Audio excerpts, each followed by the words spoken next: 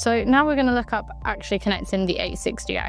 So your 860i, if you press and hold the orange button for a couple of seconds, the light will flash green to tell you that it's been turned on.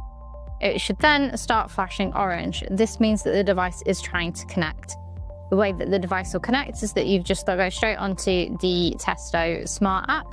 It will then prompt you asking that Testo Smart would like to join a Wi-Fi network T860i _ with the serial number of your device. All you need to do is press join, and then the device will get itself connected. Once the device has successfully been connected, there will be a blue bar at the top that will say 860i connected, and the 860i will then turn itself green.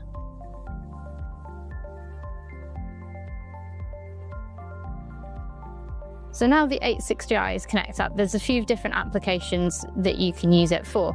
So if you just go into the thermography screen, you can just use it as sort of a normal thermography thermal imaging camera, and you'll have a few different options within here. The E at the top is your emissivity, so you can adjust this depending at what surface is that you are looking at, but most typically everyone just uses the standard of 0.955. You have your temperature indicator down on the side. So the darker the color, the colder the object, and the whiter the object, the hotter it is. So if I was to put my hand in front of the camera, we can see that it's gone yellow, distinguishing it from the ceiling above. You've got your auto mode. So on here, if you really wanted to, you can adjust the temperature scale of what the camera can detect, and anything sort of below and above those temperatures will be ignored. And that you have the tool icon at the bottom.